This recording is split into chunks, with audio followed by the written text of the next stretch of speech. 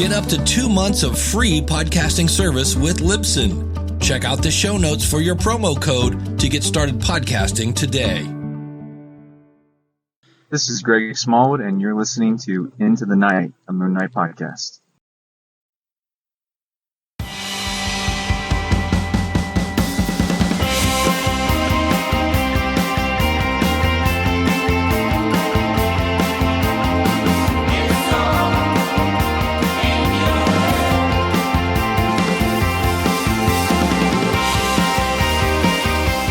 Yes, welcome back. Looney listeners, you are listening to Into the Night, the Moon Knight podcast. This is episode 281, and it is a panel discussion on the latest and greatest from the Moon Knight TV show. You are surrounded by high priests, low priests of KHONSHU. So joining the discussion, hi, I'm Ray. Of course, Rebecca, hello, how are you?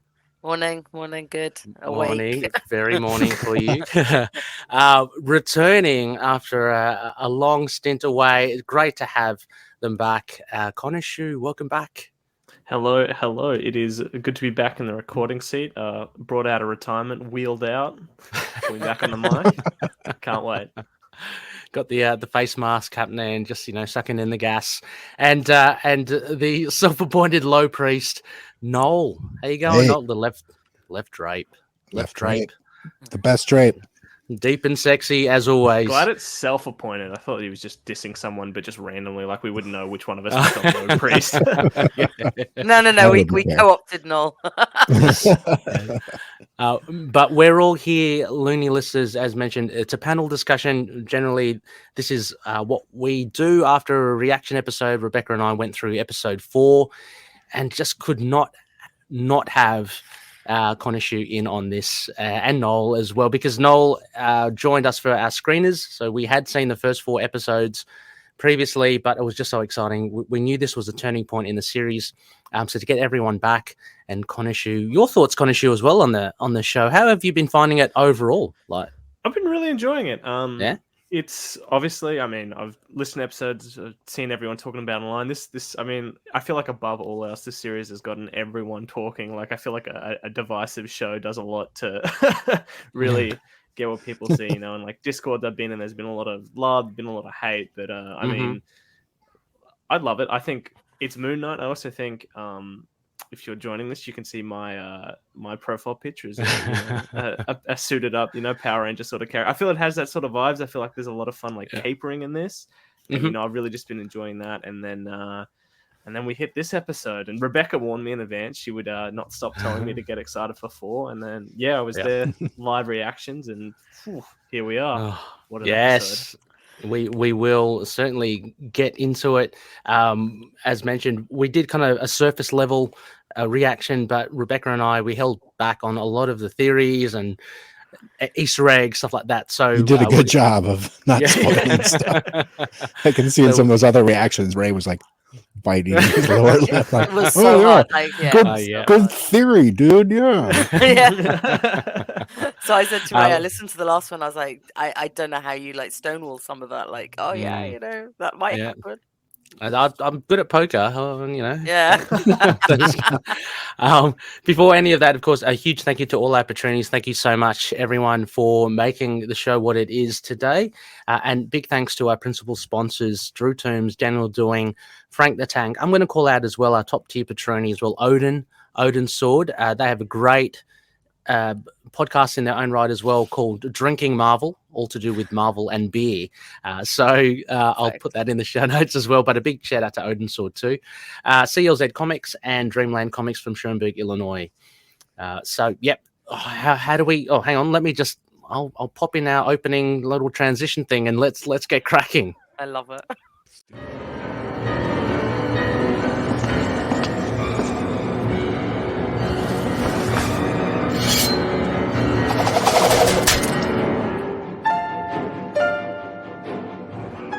Yep. There was Mooney, guest appearance by Mooney. A big shout out also as well to Joel, who sent in the first live comment. Hello, Joel. Good to have you with us as well. But how do we start this thing? Start at the top. Let's just start at the top and go through it. Okay. So as best we can to try not to skip around, but yeah, exactly. I see an Aussie tail. That's an Well- Aussie tail, yeah. Yep. Well, how about awake? How about since Connorshu wasn't there for the screeners, Connorshu, what immediately kind of jumped out for you then for episode 4? What was the big? The whole thing, or just the start of the episode? Oh yeah, I should do the start. Yeah, I guess so. Maybe the start. Yeah. I have something to say about the very start. Ooh. Do you? Okay. Yeah. So the beetle that Oh. we Yes. Yep. the very, very start. Yeah. In our screener, it was just like a white blob that flew by. Yeah. So apparently, Yeah. It wasn't apparently completed. this is a possible sign of Ra, who appears Oh. as a beetle, a falcon, and a ram/goat at the time. I'm not going to go into why the goat thing is historical goats I forgot about versus the goat was there. current Goats. Great goat. And when we do see the goat, we can see Rah. the sunlight through his horns. So I think that Oh, might be wow. a concrete sign that Ra is in play. Because we got sorry, Connorshu, to sidetrack you. You know, I did ask you at the beginning as well. But we got Ray's got mentions. something to say. We got mentions of the goat as well prior, episode 3 Yeah. as well. 2, with Stephen and Arthur Harrow. Going, Oh, that is that a goat? reworked part of London. Yeah. Yeah. But anyway, I'm sorry, Connorshu. The beginning. The beginning. Sorry. Well, I think this episode certainly reaches a point where we'll get into that's crazy exciting. But I love the start. I love. I think we start with kind of like weird wife relationship, kind of incel Steven and Mark stuck in the head, chatting up his wife. I thought that was really great. I think I think the main thing is episode 2, was it, where Layla was first introduced? Yeah. I thought she kind of didn't have a lot to do in that episode, so I was like, oh, how do we feel about this? But by episode 4, she's an absolute star. She might be like my favorite thing of the show now. Like, just what a leading actress that tops a lot than Marvel has seen before, quite honestly. Like, I really do love her, and so much of the best stuff in the start of this episode, the zombie fight, the dealing with Harrow, that was just her leading it. So big shout out to her, just phenomenal. Yeah, she really gets to show off her acting chops here, and I loved it. I mean, I think Benson and Moorhead, because I think they're the ones that directed this episode. Yep. Yeah, they really had a lot of close-up shots of Layla, and she can really convey a lot with her expressions of her face. And I think they use that to good effect, as well as, I mean, everything else that she does. There's actions. I was kind of looking at her, seeing if she was a stunt person when she was scaling that rock ledge.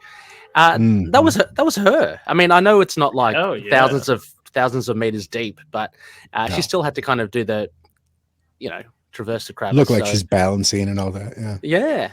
One of my notes is like, I wish Marlene in the comics was more like Layla now. Yes. Yeah. You know, I think they did a nice agency. job of updating it. Yeah. Mm-hmm. But she just has more agency. Not only is it more sort of appropriate for the story and all that, but she Marlene doesn't not kick ass sometimes. Yeah, but she's much more. And she also demands it as well. Like when Stephen was saying about the deal he made with Mark to go away once the KHONSHU stuff was gone, and she was like, "You decided that without asking me." It's like kind of like, this is my husband. I should have a say in this. Well, yeah, it's their relationship, isn't it? So it's not only between Mark and Stephen. Joel here says Layla with a flare. I know Joel loved that was Layla another one of with my a flare. Scene. That was so sick. I think I said her superhero name would be Flare Girl. Yeah. She did use my note was flares really fuck people up in fiction, I guess. She did use flares a lot, but as you said, Rebecca, in the reaction episode, I mean, that's all she's got. It's not like she's got a case full of guns or whatever, so she's making do with what she had. But how about that opening gambit with her having to roll Stephen down the hill, and then I did that drunk in the hills of Seattle one time. It was pretty funny. And then avoid gunfire, and then hide in the Jeep. And then there's this little shot as well where there's a close-up of her again, like one of the first close-ups, where she's kind of wincing because she knows the danger that she's going to put herself in. She stands with a flare, basically face-to-face with this Jeep with a machine gun, and she's just hoping that it will draw attention. But pretty risky move. Yeah, I mean, her acting and all of that stuff was super great. The way it played out, it was a little convenient, I guess. Yeah. Oh, the flare on the back. bullets. Well, also who wouldn't look? Yeah, the flare thrown in the bullets. Flares wouldn't do that. Also, exactly. And just like, wouldn't you check the back of the truck? Yes. It's like the first place he would check, but she can't die yet, so I understand why it was written that way. But even I remember watching the first time and then watching it again once it aired, I was like, yeah, that doesn't really work, but okay, whatever. And so good as well that Steven/Mark looks so dead, because otherwise they would have picked him up. But they're like, he looks dead. So, so that was a bit of a godsend, so to speak. So we get, and this is not the only thing that Layla does. So once Steven /Mark wakes up again, as we mentioned, they make their way towards the tomb. They find the site, which is an abandoned site, where Layla says that Harrow and his men have been there first, and let's go check for supplies, which I thought was pretty cool. It was kind of like a video game. Let's get some water bottles. Let's get some guns. Get some more flares. See a lot of blood for some foreshadowing. Yeah. But there's the I guess at that particular instance, there's that relationship, as you said, Connorshu, with Mark and Steven.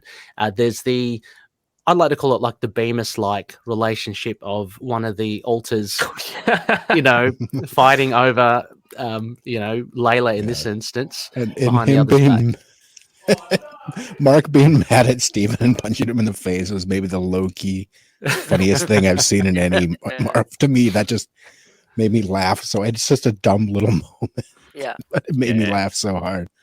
Yeah. But it's weird. I mean, the kiss and all that was it was a little cringy, right? Yeah. How did you find the kiss? Like Connorshu as well? Because Rebecca and I mentioned it. No, we mentioned it in the reaction. I'm not allowed to talk about kisses and Oscar Isaac. Well, I mean, it's no kiss like out of Ex Machina, but I think I like that it was so awkward. That was kind of really worked to show how complicated that is, and it really made me laugh because obviously Steven is just absolutely useless with women, and put Oscar Isaac in the position. It doesn't seem right, but it's good acting on his part, right? Oh, absolutely. You can tell, and he's kind of so nervous to the point where she leans in for the first time, and he kind of backs away because he's you put it down to nerves, and he blurts out what will later on become quite important for Mark. He lets Layla know that Mark is protecting her, basically, because of Khonshu's. I was about to say Connorshu's, because of Khonshu's. I have no part in this. But yeah, Steven is a little bit awkward in that. And then when he leans in, because there's that little interplay with honesty or something, being honesty. I think she says. Yeah.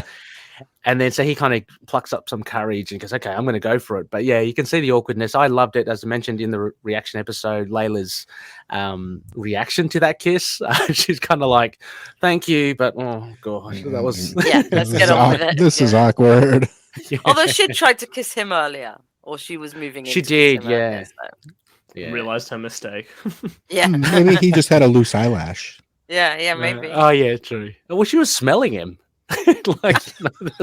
You smell nice. You smell like him. Some people have been a little down on that part, but I thought they were like, "Oh, it was so awkward." Like it was supposed to be. Yeah, it's obviously weird, Added also to the fact that perhaps Mark is a good kisser, so Layla's kind of like, "Oh, this is the same person, but how come he's like not kissing me as good as?" Potential, that sort of stuff. So and maybe it just came to realize, she's like, I got comfortable with this whole DID thing really quickly. Now it's starting to give me the heebie-jeebies having to kiss. Yeah, now it's a bit weird, eh? Yeah, it's a different person, I guess. Yeah. But a couple of, let's call out a few Stevenisms as well. There's that big thing where Steven's talking to Mark, and he's going. Mark's really angry at him because he's been, he's in love with Layla. Mm-hmm. And Stephen tries to get away. Say, okay, mate. Okay, that's okay. All right. Yeah. If ever I need a recipe for a protein shake, I'll call you. Yeah. I got a lot off. Yeah. I'm glad they kind of kept that up because that made the payoff like at the, sort of the whatever we call it, the last third when they see each other. That felt more sort of like they're getting to know each other more so, which felt that all the little back and forth ever since kind of the second episode have really built to a payoff in this episode. Oh yeah, they're very antagonistic towards each other all the way up to the point. So it feels like brothers, though. Having a brother myself, it's like that's sometimes the sort of like we obviously love each other and like we actually get along very, very well. But not just for siblings, we're like good friends. But there's been times growing up where we would just give each other so much shit like that. Oh, I'd imagine. Yeah, I'd imagine. And speaking of brothers, if we jump to the very end, apparently Oscar Isaac's brother played the extra in the asylum. He has been all along. Oh, well. All along. Oh, yeah. So. Yeah, whenever he's been playing with himself, the scene in the bathroom scene at the end of episode 1. Rebecca. has been him and his brother. Sorry. Just waiting for that laugh to come out. But no, you're right. All the way back to episode 1, for sure. But yeah, you were just mentioning that embrace in the asylum. I guess that was pretty beautiful moment. It was cool. It really did. And I was just kind of thinking, like, oh, this is so cool because Oscar's literally looking at his brother while he's doing that. It'd be. Yeah, and I don't know how good an actor his brother is, but he's probably like pulling a face or I don't know, trying to. Oscar said in interviews, he's like, "My brother is the best actor." I don't know. Oh, bless him. Yeah. That's just nice. Joel has just mentioned he can't wait for that behind the scene footage. So, Rebecca, you mentioned Assembled. I think you posted it up. I think. Yeah, it's coming the week after the episode, so the 11th of May. So we'll hopefully get to see some of that behind the scene footage. Hopefully of that hug scene because that would be amazing. Yeah, I will be checking. Sorry. He was playing. Well, never mind. We'll talk about it later. I was about to ask Connorshu if had you been catching those Assembled documentaries as well? No, but I will certainly watch this one.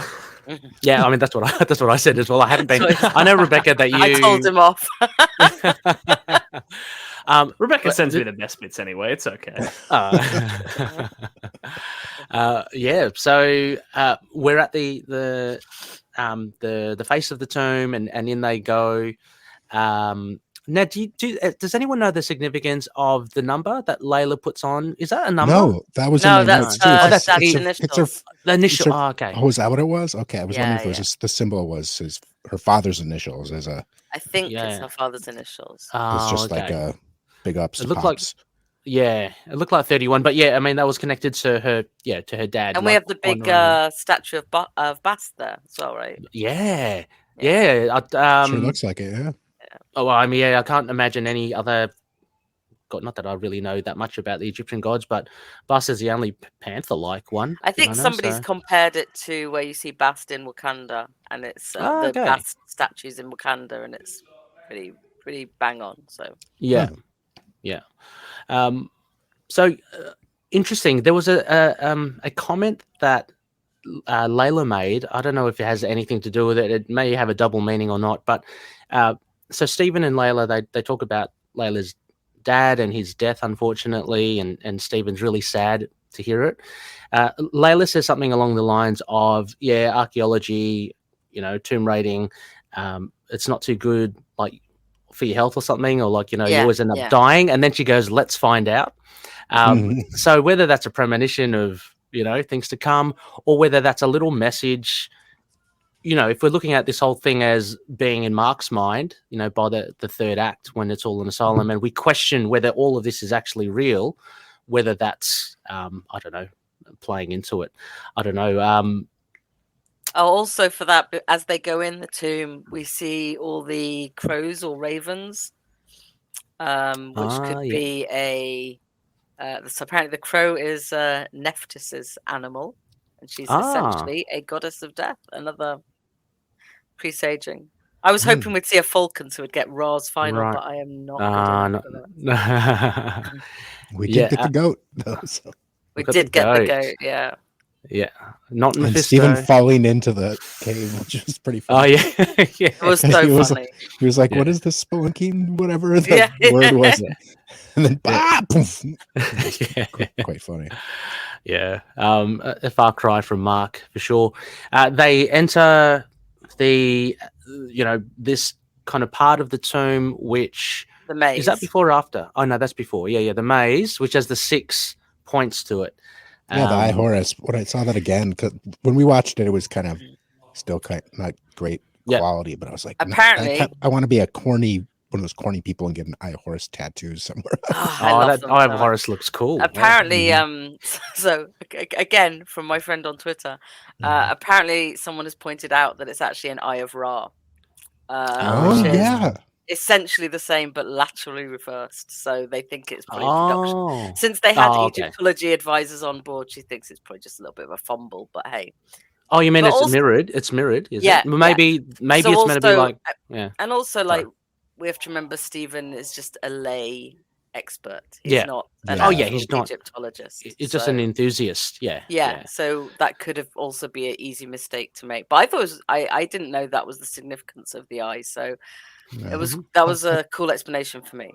Kind of, except for how would Arthur Harrow not know that? That was the one thing that kind of got me there. It's like, okay, cool. That's it's just some fun fiction kind of nonsense way to figure out. But I mean, tied into Egyptian mythology, of course. Cool. But you think if Arthur Harrow had been searching so long for this tomb that he could figure out maybe the same thing better than a novice.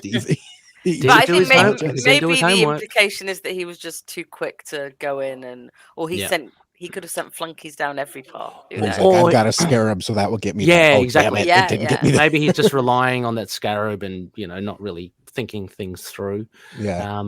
But so we enter. I mean, that was great. One of the things that came up for me for that scene, the way Stephen at the end, he goes, and that bit is the tongue. And he kind of hung it from me. I said, do English people hang on tongue? Do they do that? I mean, that sounds so wrong again. But no, not especially. No, okay.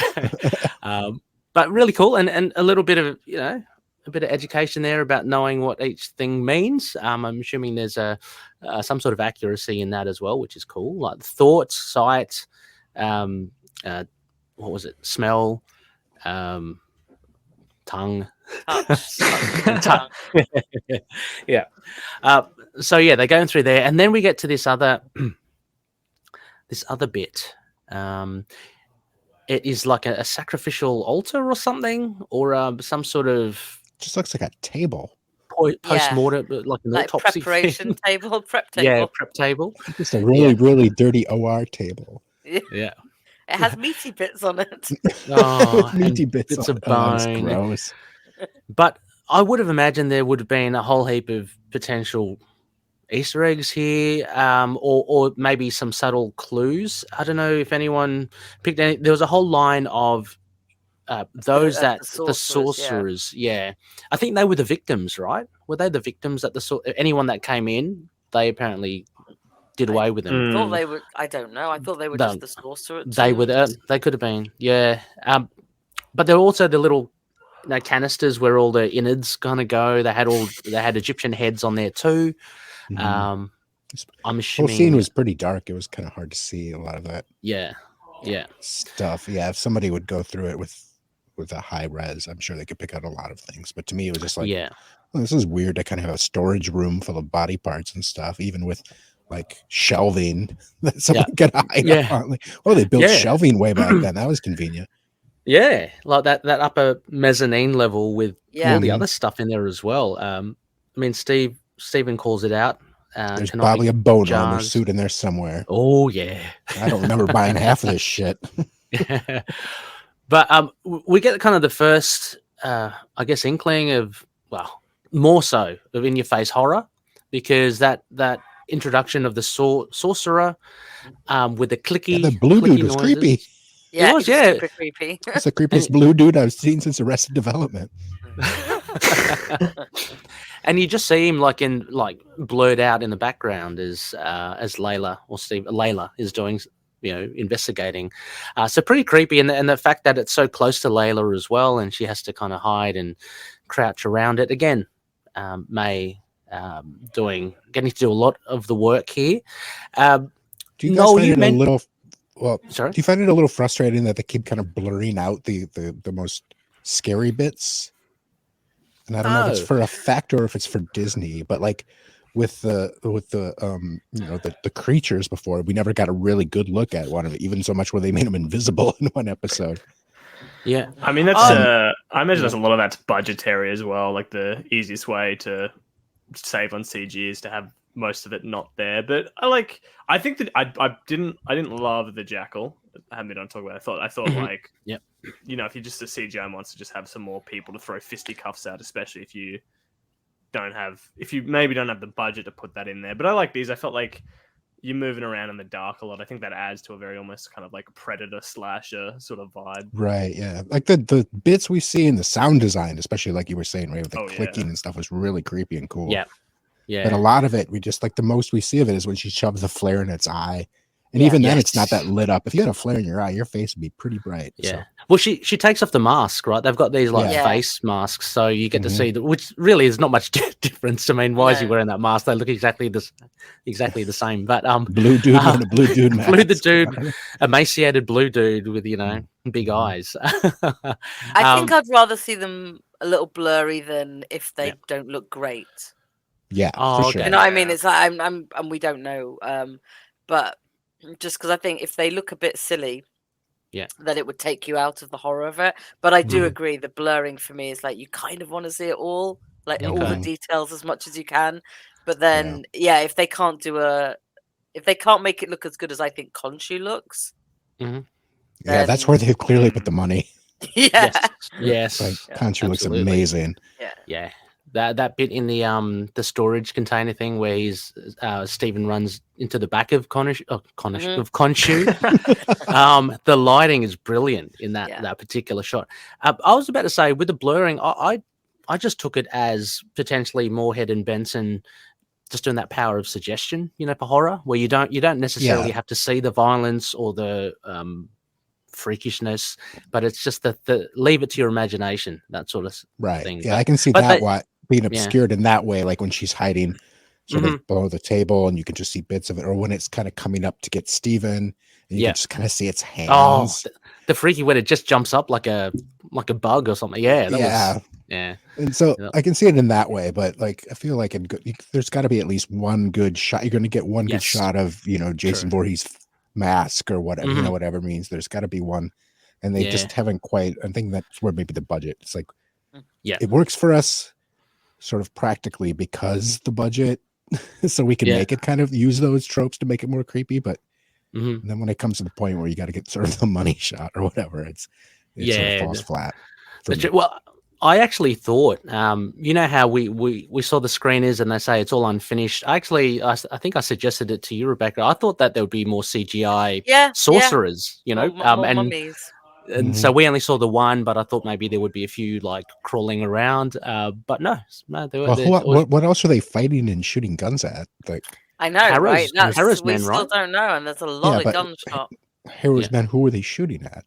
Oh, I was assuming just this one. No, I always assumed that there were. I was assuming that they don't say, but I thought.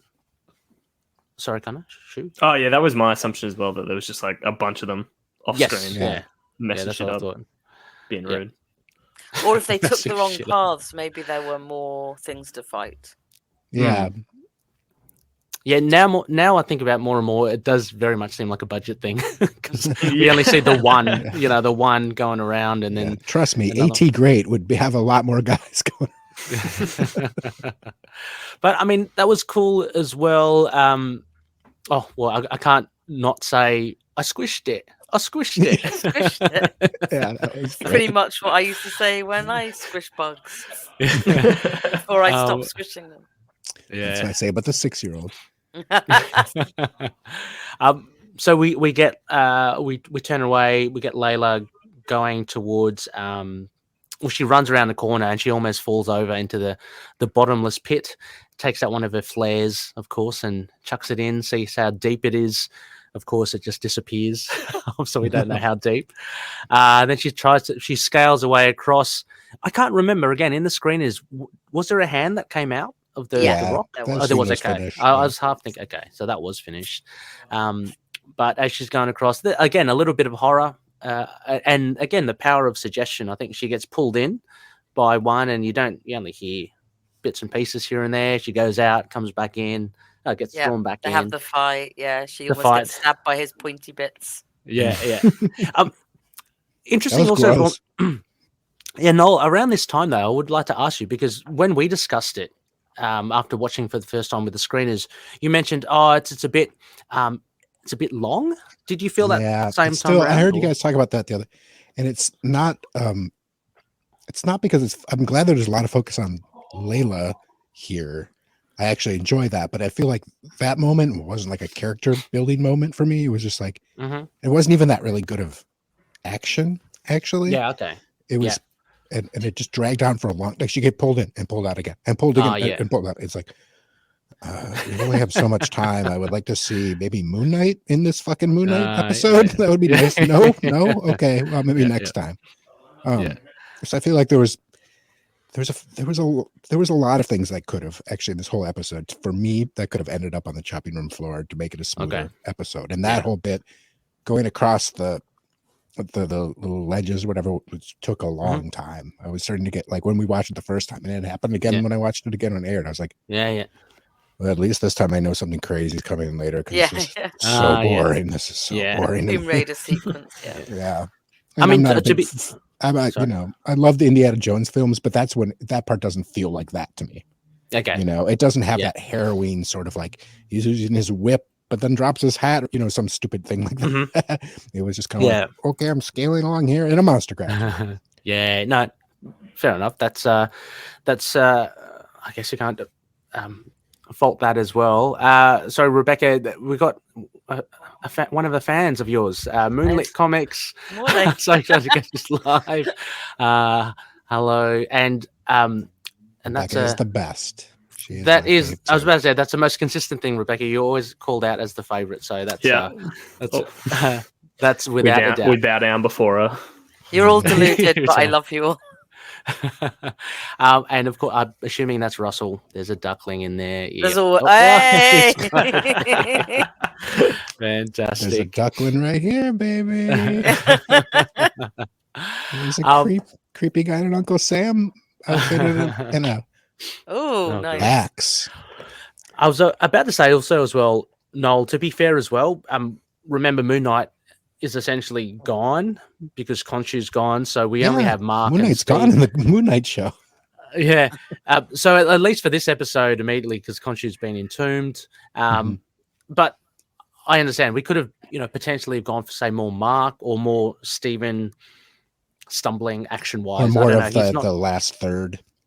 Or more. Spend more time on that. We'll talk about that when we get there. Some of my feelings on that, but. But kind of lingering then in that kind of rock ledge, there's a nice little interaction with Arthur Harrow and Layla again. And again, acting chops to May Calamoe. Which I learned this week was her suggestion.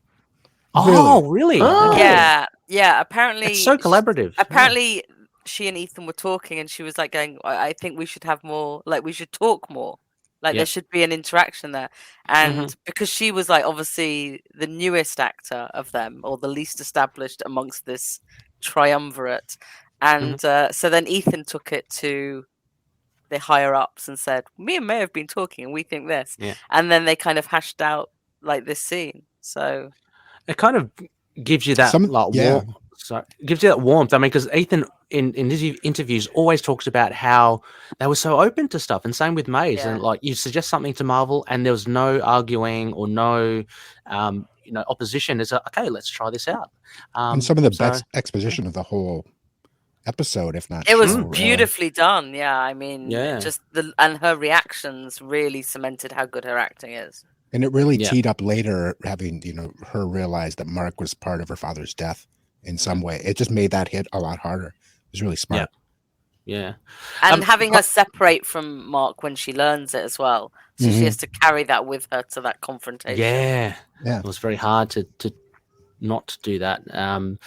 So, but Connorshu, just because we hadn't had you over for, say, episodes 1 to 3 as well, just your brief thoughts on the lack of Moon Knight. Was this an issue for you? Like, at this point? I wouldn't say it was an issue until this episode. Like, I loved how they did in the first episode, lead up to the finale. That was a great way to end episode 1. Episode 2, it's good as well. I really liked it in episode 3. It mentioned the sort of Power Rangers. It felt very Kamen Rider to me. But there was a point where he, shouted out that he wanted to be in the suit, and then he had a really great in the suit fight. And I think it'd been fine for me. This episode was definitely the strangest part. It just seems like maybe it was a design constraint. They didn't realize too late to make the suit invincible. Like, it's bulletproof and all that. So obviously you can't have that for power scaling all the time. But it just wonders if they introduced that and realized later they fucked it up instead. They'd just been like, okay, this is just a pretty strong suit, and then we could have had it the rest of the show, or maybe they want it less to have a really great finale with it. I don't know. I think episodes 1 to 3 was fine. Losing it at the end of episode 3 was a very strange moment that then sort of became lost, because the way they end this episode, it's like, I don't need the suit. This is still plenty Moon Knight for me. This is still plenty juicy. So yeah. I mean, and it's on par for a lot of MCU stuff too. We're forgetting this is a TV show stretched out, but I've been mentioning this to a lot of people lately who have, like, I would love to see more Moon Knight all the time. I'm a Moon Knight fan. I'm not of this version of Steven necessarily. I mean, I am now, but I wasn't this version of Steven fan. I'm not, but like most of the MC, like Iron Man 3, he's like in the suit barely. once. Yeah, he's not in it. Yeah. And then at the end, he's in like 100 just because they were like, haha, fuck you.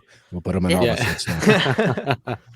But half of Captain America, the second Captain America is him in a baseball hat and glasses, going around with Widow. It's like, there's a couple fun fight scenes, but it's always that way. They pace it out. You don't see Spider-Man as always Spider-Man. And so, but when it's a TV show, it's a weird sort of mix of like, how are we really going to do this? I guess we're going to have a whole episode length, which would be maybe Act 2 or whatever in the movie, where Captain America isn't in the suit. So yeah. I mean, and while we're here, Connorshu as well, Mr. Knight and Stephen Grant. How are you finding these changes? Yeah, I love Stephen Grant. I love my inner bruv man, my little British boy. Always cracks me up. Just bruv, just absolutely bonkers. Love him.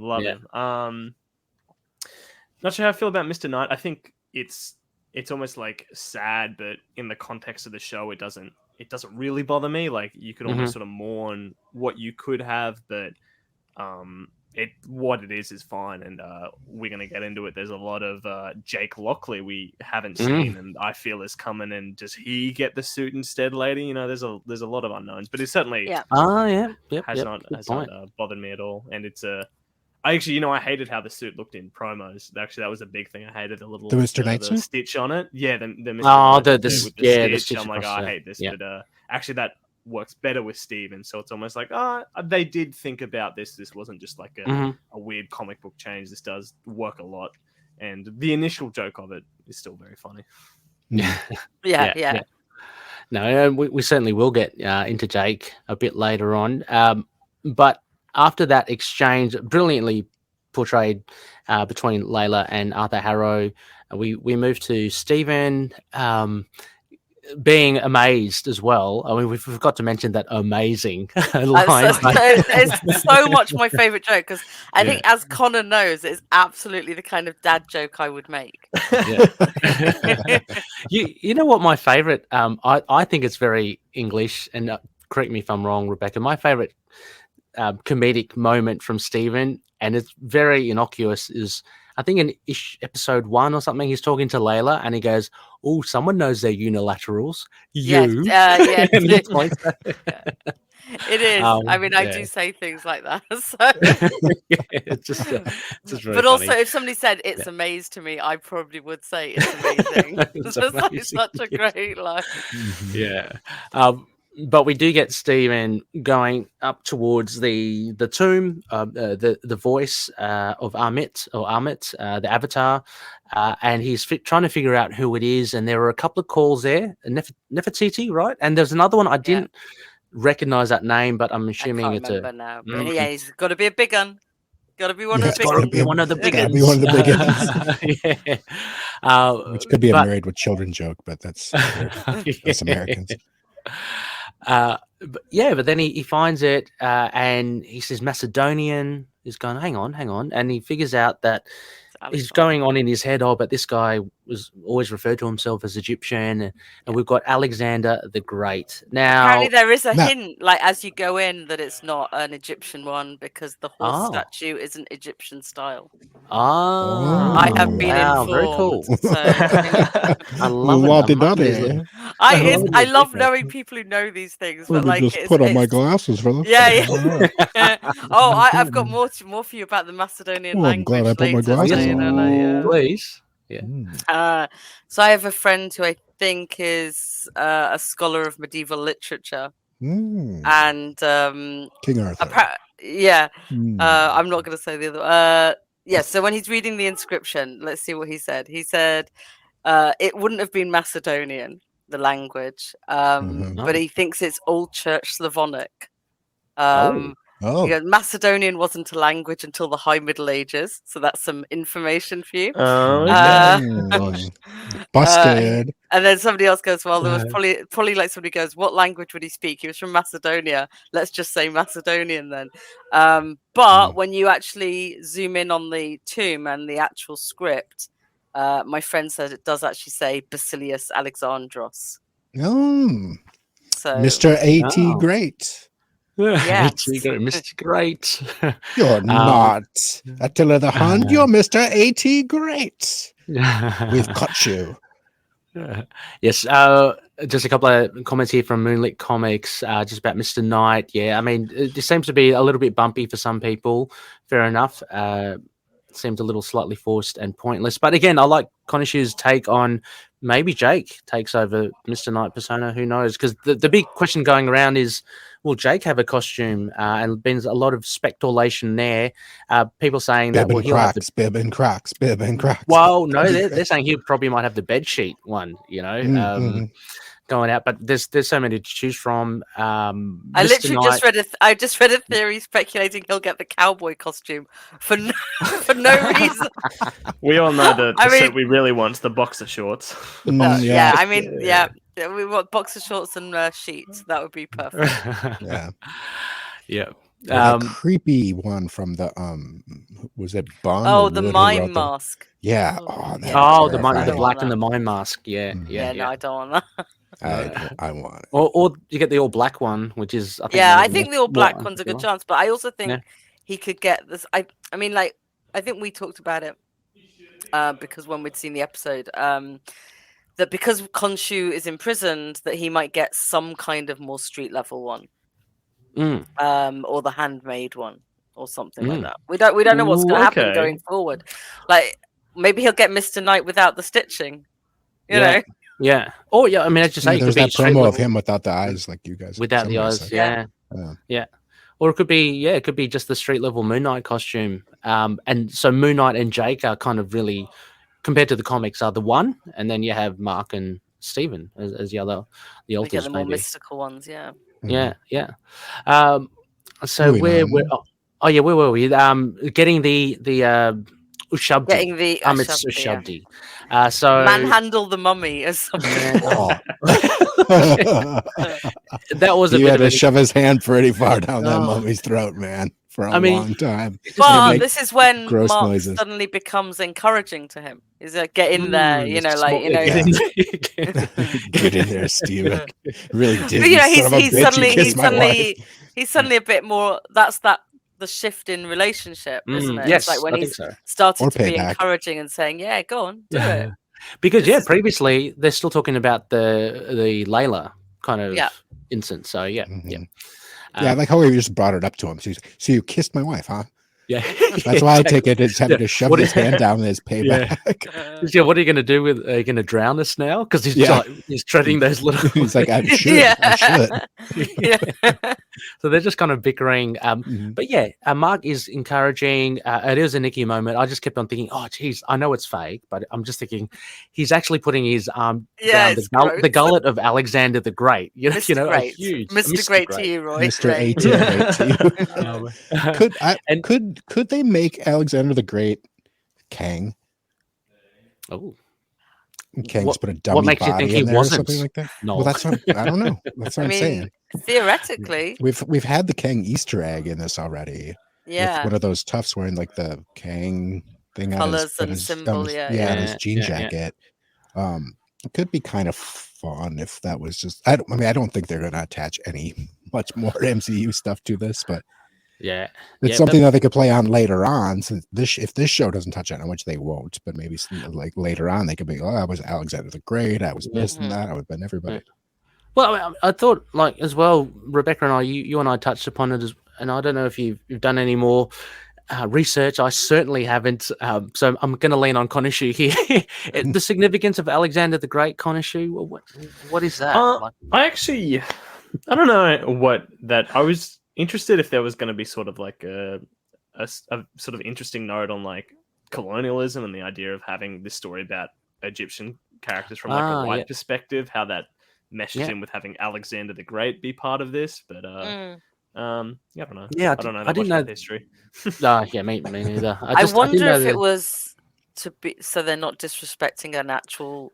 Okay. I don't know, but I mean, like, I don't know. I mean, I wondered if that's why they did it, but maybe it was to just give Steven someone to be excited about and to play with a different thing. No, I could get that because I feel like there has been a lot of stuff about the fetishization of grave robbing and even like grave robbing sort of being a thing recently that they have to be careful of. So I read. So this friend of mine sent me the absolutely grossest thing about mummies. I love gross mummy facts. No, this is liking so the sound of your friend. Yeah, I've got an article which we can put in the show notes if anybody actually wants to read it. In the 19th century, some rich Europeans had unwrapping parties. They unwrapped mummies and then they ate them. Oh yeah, that was a TV show I watched recently. Oh, what are you watching? Is it cake, but is it mummy? Nailed it. Well, they did that on Futurama. They did that on Futurama once. And the professor eating some mummy. So hey. But it was some weird TV show that we were watching, and about some. I mean, it's so grotesquely colonial. Yeah. So like to do that, to have the unwrapping party, but then to eat them is just. Why go that extra step? I mean, I was grimacing just watching him put his hand down someone's throat. Yeah, break his jaw as well. Yeah. Crack it open. I just got something here from CMK7. And he's mentioned something about the theme parks.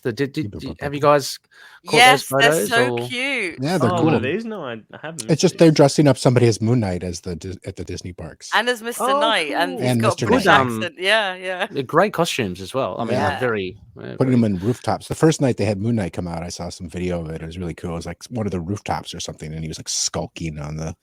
I was like, oh, that looks really cool. Oh yeah, I think I saw that video footage as well. But yeah, no, very excited. I mean. Is Disney close?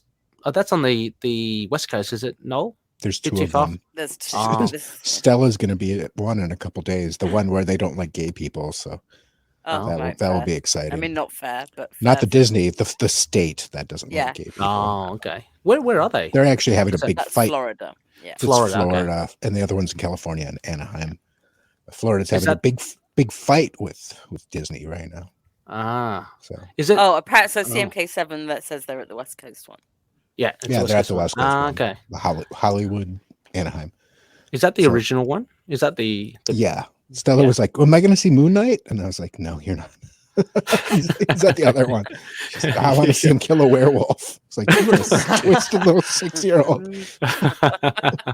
That would be adorable, though. Can you imagine, like a Mr. Knight, and Stella's like, "I love you, Mr. Knight," and just punches him in the nuts, and then just walks away. Now go kick a werewolf's ass. What are you doing sitting around here? Mickey looks like another one. Get him. Exactly. Moonlit Comics also saying, me too, like to see Jake in the next episode. We're edging towards that bit in this episode. Yeah, to have three of them interact in the hospital would be fantastic. For sure. Even on the streets or whatever, that'd be somehow, that would be in good. A boat. It's gonna happen in the In a sheets. boat, any scenario. I meant dressed in the Moon Knight sheet, Sure. everyone. That hug was so great. Maybe we can get one more in there. I have no fanfic about the altars because no, and apparently it exists, but no. Oh wow, boy, okay. gosh. For me. So we're heading towards the tomb raiding, kind of the tomb busting part of the show. Harrow catches up with. Before that, Stephen sees Layla, who's obviously a little bit affected by her conversation with Harrow. What does he finally pull out? I'm blanking. What does he finally pull out? It's Shubdi. It's like a little stone statue. That's right. It's so cute. It's almost cuter than Khonshu's, really. I want both of them. I want a whole Steven's line. I want the whole set. But Steven's like, we won. And what does he say, Rebecca? Oh god. He calls her love. What's another love? You're right, love. Yeah, you're right, love, because she looks obviously perturbed by something. So they have a confrontation. Steven piss bolts, and lets Mark handle it. It's very similar to take the suit, Mark. Take the suit. Exactly. Shit, we're about to have it out with your wife, man. I'm out of here. Exactly. He kind of does the eye whites and many situations in my past. I wish I could have done the same. He just changed alters. You're not speaking to Knol now. You're speaking to Jared. You're speaking to Jevin, who hates you. I did tell someone my name was Jevin once when they're like, "Are you Knol Tate?" And I went, "No, I'm a Jevin." Jevin, I love it. A mixture of Jake and Kevin and Jason or something. I don't know where Jevin came from. And my friend later was like, "Where the fuck did you come up with Jevin?" I was like, Jevin, "I don't probably know." the only Jevin in the world. I met one later though. That's a weird thing. At the okay. same bar. And he was bartending a couple of years later. Oh no! It's probably not his real. It was on his ID. And I was like, I manifested you. You're my. I was like, he was my alter. Is that how you opened it when you ordered a drink? I manifested. Yeah, my friend was like, "Come here. This kid's name is actually Jevin. That weird name that you made up just so you wouldn't have to talk to somebody." I was like, "What?" And I was like, "Your name's not Jevin." He's like, "Here's my ID." And I was like, "Fuck, this is weird." I hate you. Exactly. Stephen takes off. Yeah, you'll never get this body back. Layla's pissed. Mark, you're up. Off you go. That was so funny. But they don't have long to really. Well, Stephen hasn't too long anyway to. No, but it's a great. I mean, it's Bushman confirmed pretty much. Yeah, that was crazy. crazy. Got greedy and executed them all. That's right. Yes, it's him saying, "Of course I didn't do it," but obviously the realization that is why they met. Yeah. I'd love those lines. And such a great the way that Layla says, but Layla says, but she says almost like, don't you understand that's the reason why we met? This huge tragedy. So love that. You felt guilty. Yeah. And Mark looked earnest as well. Like he said, I didn't. Like, do you when she asked, did you kill him? No. Like, obviously he's telling the truth in that. Here's my question though: how did Arthur know? Like what scarf she was wearing? She was like Stephen, or he said, was like he there? Mark saw everything. He basically says like Mark saw everything, even this, the red scarf that you had made. Oh, he said he got it from reading him from the staff, didn't he? Yeah, because someone's judgment, you see their life. Juju. Yeah. Okay. Like, scarf, bro. I saw it when the gods. Otherwise, if they were at the tomb of Khonshu, and Khonshu potentially Harrow was Khonshu's avatar at the time. Yeah, but then he just went, "Oh, I'm taking this guy now." You're out. Yeah, well, maybe if Mark died and I've decided to res this guy because you're a bit weird. I don't know. We still have to find out when that changeover happened. Yeah, plenty to to discover. You're a bit weird. That's too funny. Well, especially funny to then go to Mark, but yeah. Mm-hmm. Yeah. So then this is it. We're heading towards the asylum soon. Harrow. Random bullshit go. Oh no. Rebecca, you mentioned there's a bit of Shakespeare in there as well. The end is silence. Yeah. So the first thing that Ethan, the rest is silence. So that's like Hamlet's last dying words. Yeah. Yes. Which it's pretty cool. And I Ethan just being like a big seeing Shakespeare Ethan. fan. He's a huge Shakespeare fan. So I reckon he probably added that in himself. I'm almost certain that he added that in. But he gives. It's true as well. It's the same as with some other philosophies as well. About with freedom comes choice. So you are now no longer bound by Khonshu, but you've got to make a decision. Yeah. Give me the Shabdi, or I'm going to shoot you. Basically, that's his choice. Yeah. You've got two choices. One, not a big choice. Thing. Two, I'm going to throw you in a box with that skeleton man. I'd like to have a word with Harrow about his definition of free choice. Yeah, exactly. You sound like the people in Florida. Yeah. We get a little bit of action coming from Mark because we know it's Mark. He's always up for it. So a guy tentatively tries to go and grab the Shabdi from him. Did they bury a lot of mummies with axes laying around? Maybe Alexander got a special, AT Great, the axe guy. Yeah, it's really nice axe. Really it's cool. Oh, well kept, hasn't rusted or whatever. Mummification is a thing. No, it's an art. Yeah. Moonlit Comics. There are a couple of comments here. I was also wondering why Harrow had been there so much earlier, but failed to locate the tomb statue. Wow, just Harrow's. He didn't know how to draw the Eye of Horus. That's why. Not as bright as Stephen. So I was assuming.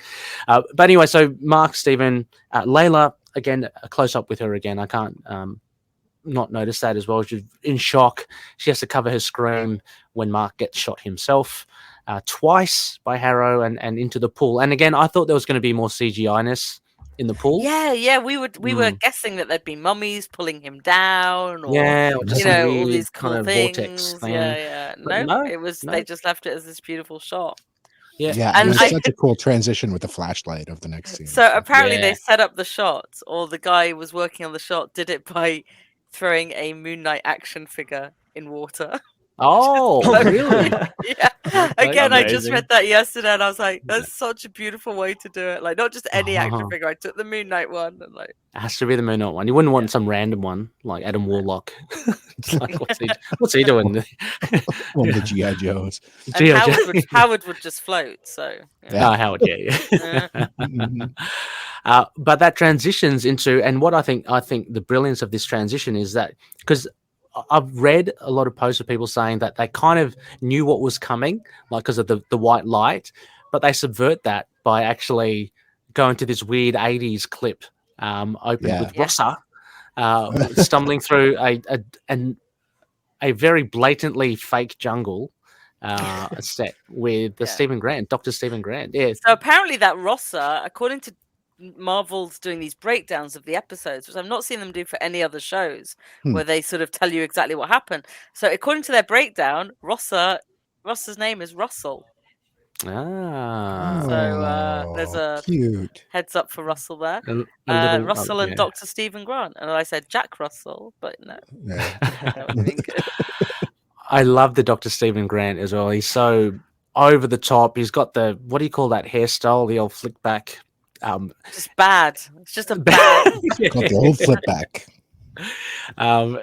In the Netherlands, it was quite popular. It's like known as like a frat haircut. It's very popular. I think it was like when guys were like happier to like started getting to grow their hair long in the 80s. Got longer hair, not in the sort of 60s and 70s but it was a bit more sort of a bit more styled than the sort of just growing your hair long. Sort of Wall Street cocaine haircut, sort of. Yeah. And of course he had the British accent, so I presume that Stephen is there for an interject for Mark.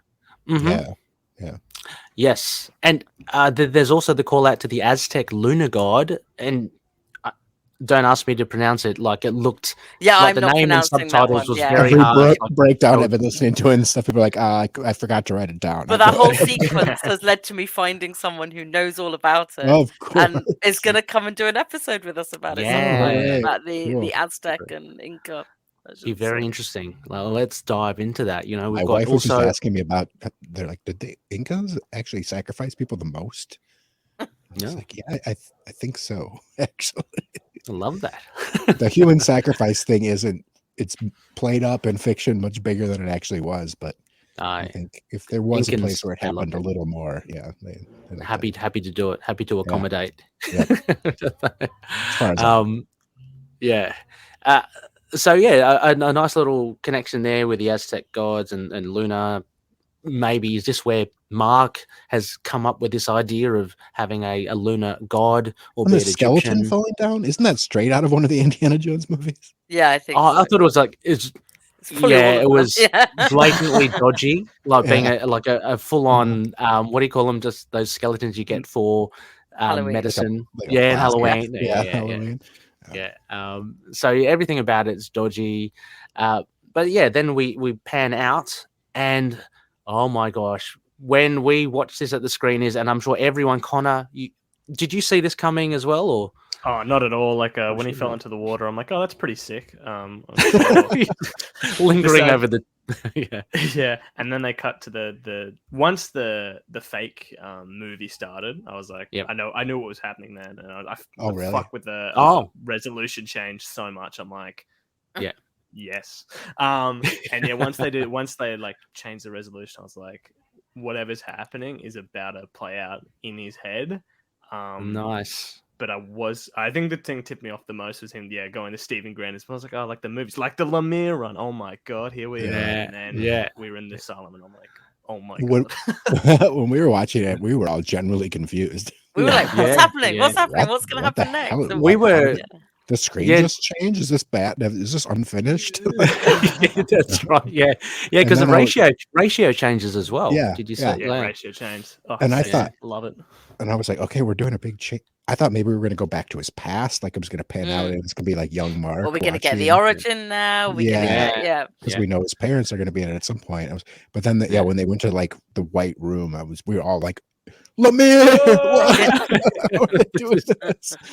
It's just so crazy. It was great. And judging by a lot of reactions online and in our group as well, it had the desired effect. We had the luxury watching the screen of not having little things leaked and potentially spoiled. Or being in one of the teasers, because I think in the teasers, So I was a little disappointed to see that, but it still had the same effect for me, and it seemed like a lot of others as well. A lot of people not be that impressed by it, actually. Wow. But I know there are a lot of people that aren't impressed by just a lot of things. So I was watching. It's hard to impress those sort of people. I was telling Ray earlier. I was watching these guys. I won't call them out, but a couple are closer to like in their 40s, and they've been Moon Knight fans for a long time, and they were just like. Well, one of the guys, to be fair, I think he only likes like the 80s and 90s stuff. He was just like, I don't like the new Moon Knight stuff. So when they did this Lemire thing, I was like, yeah, now they're going to the territory I don't like. And I was like, all right, fair enough. But, like to me, it's like, if you're going to be a Moon Knight fan, give or take some things, you kind of have to embrace at least all of it. Yeah. And that's such an important, the Lemire run is really important for a lot of people. It is important. No matter how recent, it is important. Yeah. Fucking crazy left turn to take in the middle of a TV show. It's the way they're going to do it or the way they did it, is just like, okay. It makes perfect sense within the story so far to go there. It's pretty cool, but I don't know. Yeah, I'm surprised at the lack of. We were talking about that yesterday, Ray. Just like the lack of. There's people who are like freaking out about it, but it's not blown up the same way that it was Agatha all along or whatever, and WandaVision sort of blew people's minds and stuff. But I can I was just like screaming. I was like, "What are they actually going through with this?" Is like, oh my God, this is incredible, and it's like, I like the series so far. Like I've been really enjoying it, but in like a sort of like this is a lot of fun kind of way, and I'm like, all right, this is why I watch television. Fuck with it all. Like here we go. Yeah.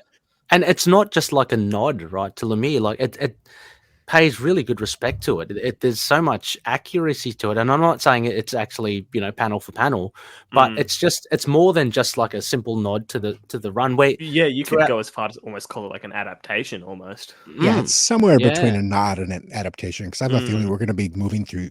We already do move through there's like entire issues dedicated to what they just did in a few minutes. You know what I mean? But also, according to that Marvel breakdown, it is the Putnam psychiatric ward, so that's straight from Lemire. Yeah, right. Yeah, which is cool. Yeah, really cool. And what was he? Joel, he was just talking about. I mean, so we can quickly go through it as well. I guess all the references tying into what we've learned so far in episodes 1 to 3, what seemed like reality. So stuff from Gus the fish to the Rubik's Cube. And that's what made it feel like Crawley, Lemire too, is because they tie so much Moon Knight history in the comic in this first issue, about Crawley's there, all his people are there. So not only did they give him all his people, but they gave him all the sort of the props and everything that we've gotten so far, and that's great. It was fantastic. The leg tied to the wheelchair, being Stephen tied to the bed. So there's just so many parallels, which it's really good payoff. And of course, we called it, and a lot of other Loonies did, Billy and Bobby being the eventual wardens. The orderlies. The orderlies, and Beck being the other one. So we didn't call that out. So no. But a comment here from Joel was talking about. He's talking about, I was freaking out when Harrow was talking about the pen.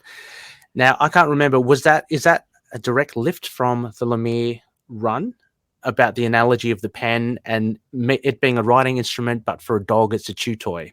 It's just both are correct. I can't remember. I mean, I can't remember either.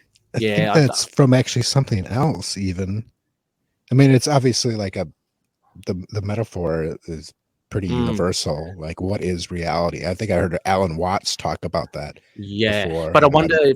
I mean, Joel, if you're still there, I wonder if that literal analogy is that why you were freaking out? Is that because it was lifted straight from the Lemire run? But we certainly have the Harrow. I call him Dr. Harrow and Stephen Mark in Dr. there. Emmett. Which, yes, we have Dr. Emmett in the comics. So I wonder if. Did they say Dr. Harrow though? Have they said that? No, they're unnamed. So it could easily be Dr. Emmett. And somebody posted in the Discord that Harrow's room is, the room in episode 2 or 3, where the one that the one that Stephen calls a mad magician's man cave.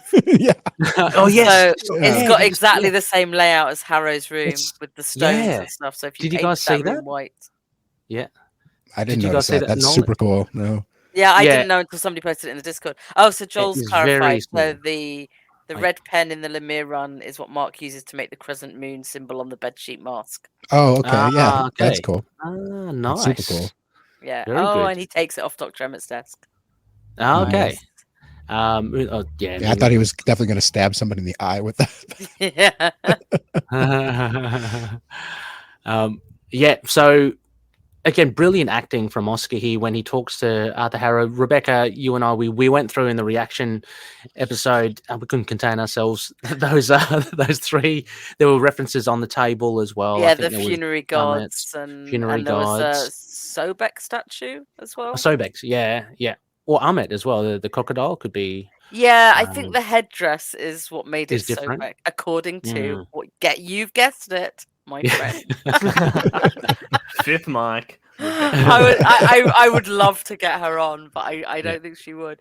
But she said they and I was like, I don't know my hats, sorry. So, but apparently. So. Also like to make comment. Apparently, that fly was an improvised scene as well, where Mark has this fly on his hand, which is totally accidental because I think a fly was flying around on set, but he kind of used it to, looking at it. I thought that was pretty cool. That's so good. Yeah. Because I was watching it when I watched it the last time, thinking, okay, what's the significance of this fly? Yeah, me too. It's like, is it a death thing? Is it? But it's totally nothing. It's just a fly that wanted to be a star. So at this stage, then I'm going to ask Connorshu. So what? WTF? What the hell is happening at the moment? What is going in your head? Because one can be a reality, the other can't, right? So what do you? How are you justifying this? Well, the one, oh, pen. big brain Noel, what's he got? Yeah, but I'm just saying, point out the pen. One, they could both be realities. They both, yeah, they could be. True. Schrodinger's Moon Knight. They got the shoes. What the?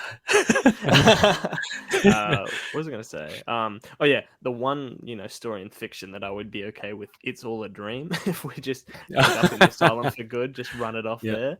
But yeah, it'd be interesting to know, because it seems like this isn't something Harrow would have control of. He just pulled the trigger. He's not an avatar currently. Like, he's moving to. Well, is he?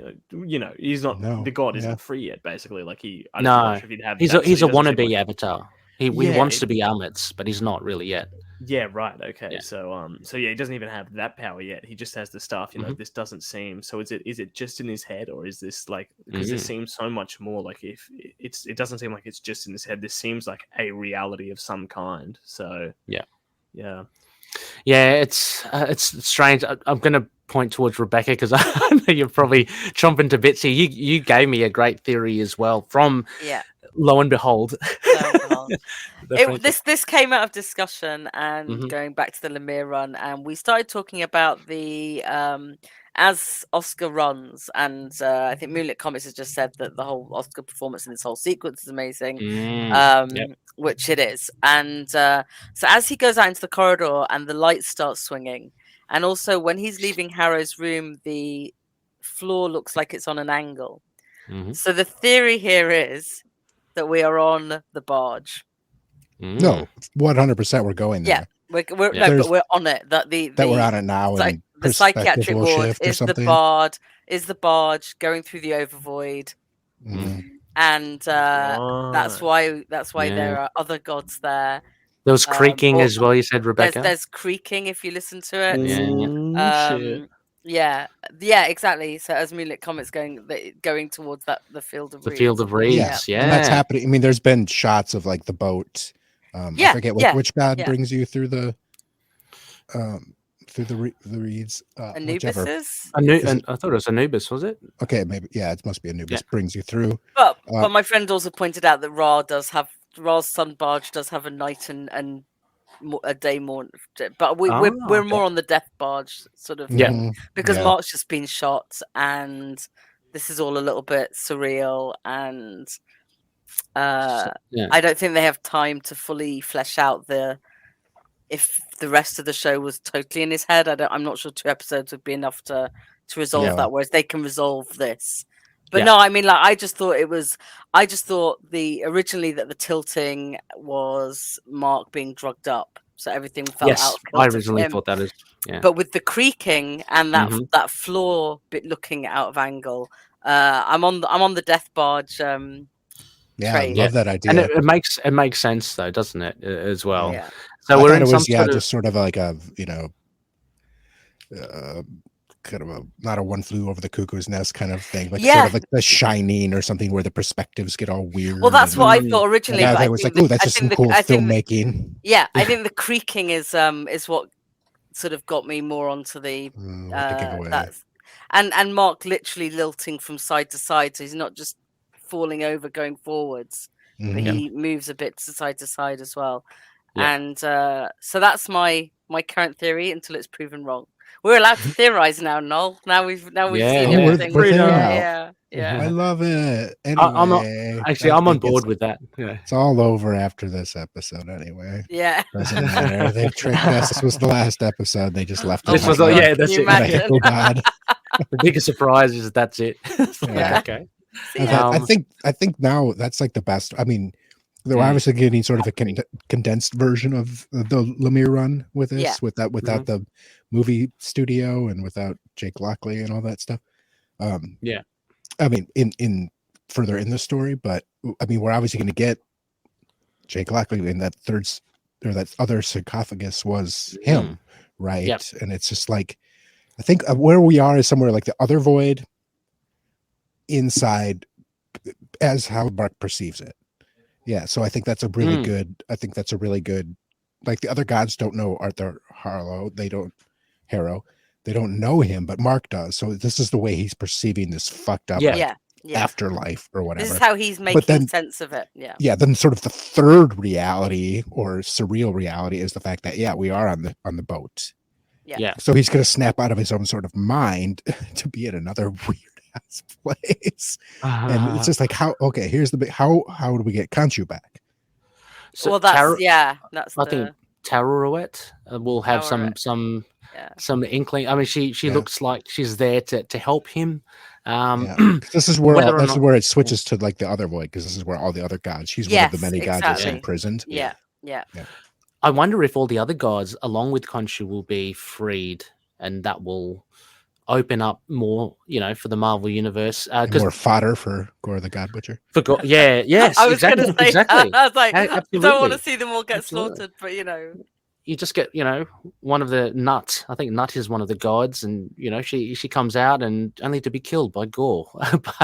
but I mean, it wouldn't make sense that only KHONSHU would be freed, right? I mean, if there's a third party like Tarouet helping Mark. You're gonna free this asshole, but you're not gonna free me. Yeah, exactly. What are you? I'm sweet. I'm just a big hippo lady. Yeah. I think we'll have to be freeing quite a few of them. Maybe that's what all the CGI budget's being kept for. War of the Gods. Let's go. War of the Gods. Yeah, you're right. I mean, remember that's what was teased in the overarching thing about him getting involved in a war of the gods. True. So shit. And we haven't had funny that with a bunch of slap fights with a bunch of characters that look like the hip. Just hitting each other rolling around. It's a war of the gods. Yeah, or the avatars of the gods, and they're not as adept to fighting as Mark Spector. So that you got like a banker versus a I don't know, like a preschool teacher, a bit like a banker.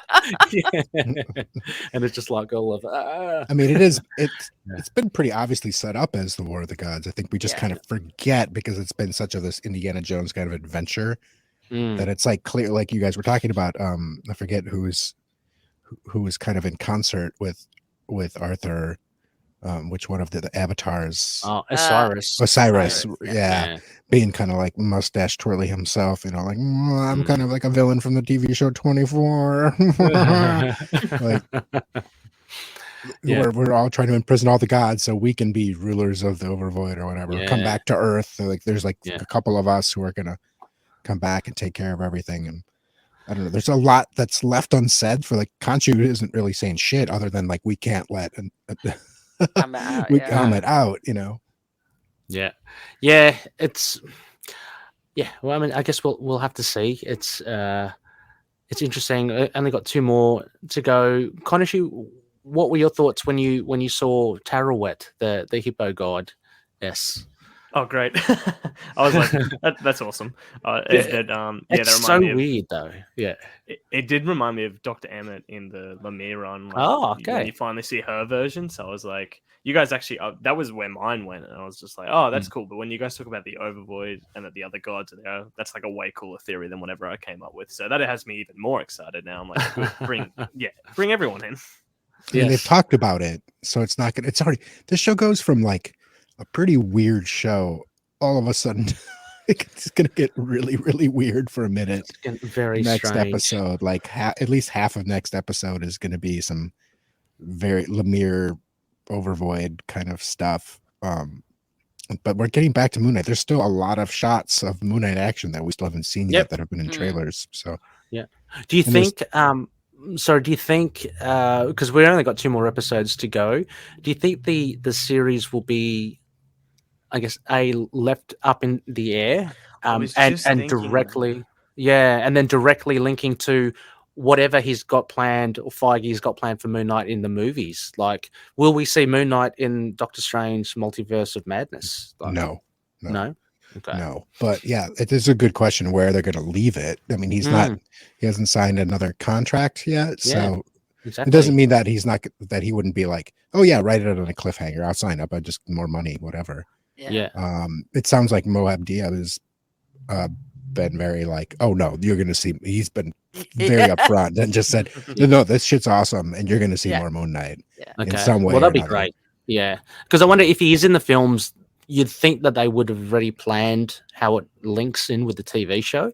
So, that will inform how the ending would be. I just think it'll probably be, I just think maybe a future film than Doctor Strange. I think Doctor Strange sounds like it's already got a lot. Yeah. And so does Black Panther, really.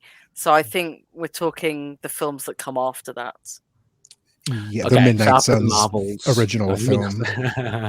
I mean, that's Blade. A couple weeks ago, that's what everybody was saying. Yeah, we've still got Werewolf by Night, which is filming now. True. Did you hear about that as well?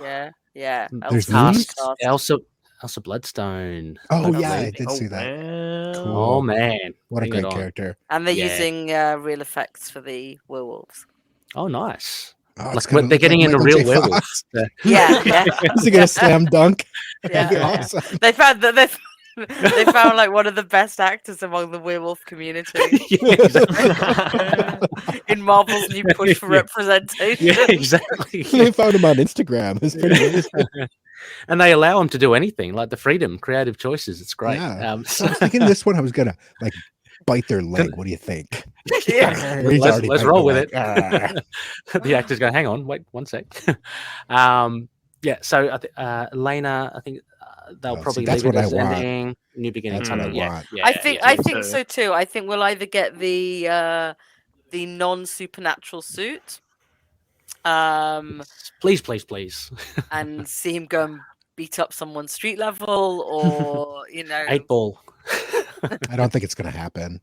It'd be a weird place to leave it right now, but I don't know. They're going to keep it more supernatural for a while, especially if there's going to be kind of a Blade thing. I mean, there is a point that he made that having the supernatural suit takes away from that. How do they get the suit on to go fight? So I don't know. We'll see. Yeah. I don't think it'll be a full-on cliffhanger. Yeah, but I think it'll be a sort of moment. Like one of my favorite scenes in their first Spider-Man movie was him in the alley putting the suit on. That was great. Yeah, that was absolutely. I would love to see. I know it's just Jake Lockley pull the Moon Knight suit out of the boot of the what about the boot of the taxi? Picking up Blade or something like that. Oh. They have a field. They can have a field day with Jake Lockley in the cab. That'd be so cool. Uber. Yeah, pick up Finn Jones as well. Get the Iron Fist for that comic. But Connorshu, where do you? I mean, we kind of spoke about it broadly, but where do you see this heading? Are we staying with Supernatural Moon Knight, or do you think there will be a shift after this Asylum thing? Will we get more street level? I'm feeling Supernatural still. I really feel like there's a concerted effort by Marvel to really carve out a particular by itself corner of the Marvel universe. It's Supernatural, Blade, Black Knight at the end of Eternals, Werewolf by Night, and they've set those up. But even I know that was at the end of Eternals, but that still feels very separate from everything else of the union. It really feels like there'll be that own universe, and that's where I feel like not universe pocket of this cinematic universe where Moon Knight will stay. So, I mean, I'd be happy with either. They're really trying to make sure that people don't see Batman in this. Yeah, that's right. And so they really are. I mean, it's an obvious. They made Stephen Grant not Bruce Wayne. Yeah, very intentional there, and it works a lot better. Like I in a way, sometimes I get annoyed with the character of Stephen, but you're supposed to. Yeah.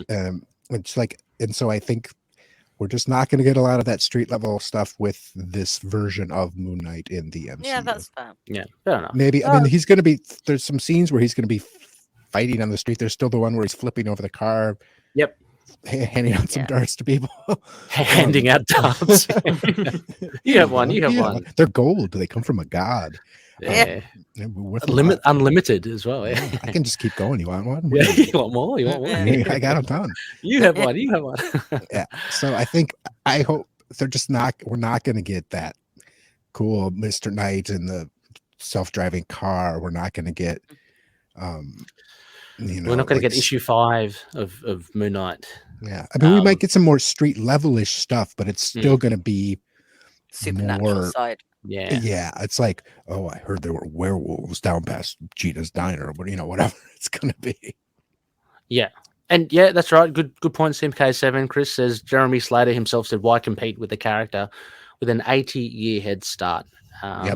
Fair enough. I mean, look, yeah, I think he can still return to be street level, but they've established enough that he's very different from, Man-Bat. So, I mean, I just want to see more of they spend so much time designing the suit and everything. We've got like 8 minutes of it. It's like, I know there's going to be more. I hope episode 6 is just full suit, full tie. It's not going to be anything I want, and that's okay. But they spent so much time designing the suit, and it was controversial at first, and now people are like, okay, I'm cool with it, and then they don't give it to us, and it's just, he really seemed like, I hope going future past the show, not just the next 2 episodes, we get some Moon Knight. I'll be happy. I'm sure with each and every one of you be just as happy anyway, either way it goes. So same, although we must get this, as Lana says, what you mean we're not going to get the automatic Crescent Dart machine gun from Mark Spector Moon Knight? Maybe that's Jake's weapon. Maybe Jake's the gun boy. Jake, the new Rambo. Fuck you, Chuck Dixon. Before we kind of round out this, just wanted to drop in a few of the Looney feedbacks as well. I mean, thank you so much, Loonies, for giving your live thoughts as well. Big thanks to Moonlit Comics, Joel, Lena, and CMK7. People.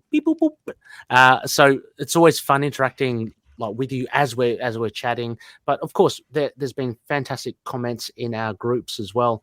I'm going to go for one of the less happy ones, just give it a bit of a range. Marcin Kozioski says, if that plot twist would be earlier, then I would think it's Mark's delusion, etc. But obviously it's some kind of illusion, because otherwise the previous episodes would be a waste of time. And to be honest, I only loved the second episode and maybe the first. By the way, all I want to see in episodes 5 or 6 is a Daredevil-like fight from the Scarlet issue. So he's talking about issue 5. And I hope future projects with Moon Knight will be better. So thank you, Marcin. Not apologies, but sorry to hear that. It's probably not up your alley. Look, it was never going to please everyone. I mean, it's so disparate, everyone's opinions and their tastes and why they like Moon Knight. It's never going to be able to cover everything. So maybe, as I mentioned to one of the other Loonies in this thread as well, maybe future versions of Moon Knight will be more to your liking. But I think we've discussed Noel, you're saying a Daredevil-like fight scene's probably not going to happen in the last 2 episodes. We're going to get some fights for sure. But not like, it's not going to be some. It's not going to be ripped from. No, it's very much. We're taking no hallway scene is happening here. No.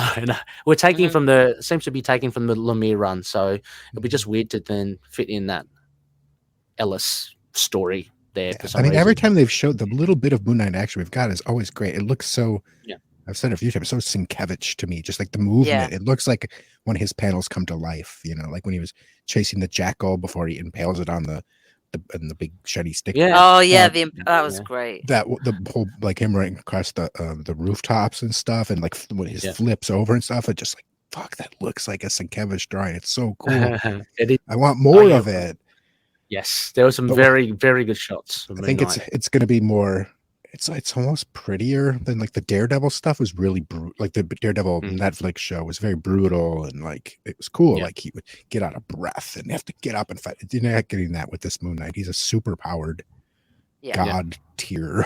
He can get stabbed with sticks and get up, kind of guy. So for better or for worse. Connorshu, just looking at Joel's comment here, do you have a favorite meme of Moon Knight? Yeah.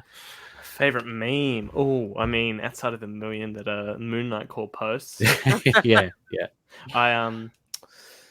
This one's particular, but it's in the first is it the second episode where Steven's looking at the camera and then it's and then you see on the camera it reveals to be Mark or maybe Jake in there, and he looks back at the security camera and Steven freaks out oh, that's me. Yep. And it just has Steven starting with watching the tape and seeing Mark, and it says, when you find out the person who shit your pants. That was pretty good.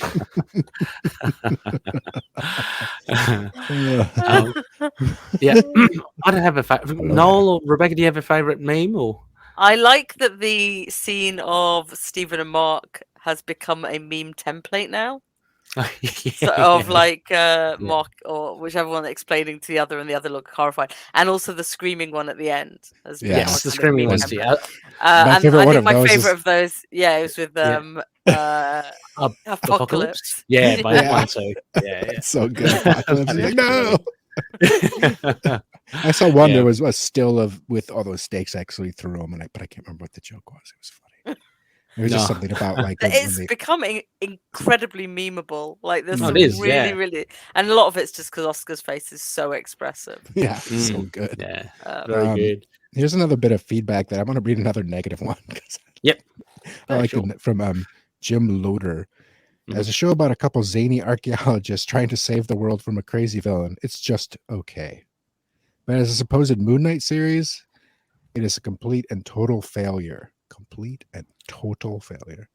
I've been reading Moon Knight comics since 1980 and so looking forward to this show, but it's just been a hot mess of disappointment. We've gotten barely 10 minutes of Moon Knight and 4 episodes. Horrible. Yeah, that's the one that I responded. Yeah, and you responded as well. Mm-hmm. I mean, I've been reading since 84, pal. I don't know how fucking old you are, but no, I'm the older, yeah, come on. But no, yeah, I mean that's no, Connorshu is 14 years old. 14 and a half. But yeah, exactly. Art is subjective. And that's like I can see there's bits that bug me. I want way more Moon Knight too. But I went in knowing that it's like they're trying to bring this character to the wider audience, not just the wider MCU fans, but a wider audience. No one's heard of Moon Knight before, and they've thrown in enough Easter eggs, I feel like, or at least like real nods to the comics to make some of us who've been reading Moon Knight since the 80s happy. Obviously not everybody. I'm still personally not stoked on the suit. Like I'm fine with it, but I wish it looked more like a comic book suit, even though I know that's hard to pull off. But yeah, it's not going to be for everybody. I'm sure there's people who are huge Thor fans when that first Thor movie happened. They were like, "Huh, this? Okay." Oh, yeah. Thor has veered so much away from the beaten path, I think, as well. I mean, there was another comment. Someone said, "Oh, look, Iron Man, Daredevil. If they can do those like accurately from the comics, why can't they do Moon Knight accurately?" I'm thinking, well, there are differences still. In the Daredevil, they're not super. Daredevil's not like the comic. Iron Man's not that accurate. Exactly. I mean, no. It's become more accurate as the comics have sort of caught up to the popularity of the movie. But there's a lot we're missing sort of on Iron Man stuff. But it has more. I guess there's bigger differences. The bigger difference is the change to Stephen actually. Because.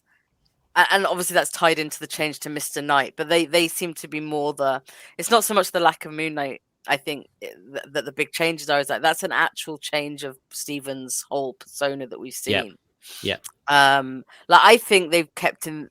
Obviously they did it to remove some of the Batman parallels, but not that we believe there are any, but but I think it's kept that theme of Steve being the one that you want to protect, like the lovable one, and like I mean I don't know, when he's a big businessman, do we really love him? But he is the charmer and the one who can sweet talk people, and he's the not fightery as much.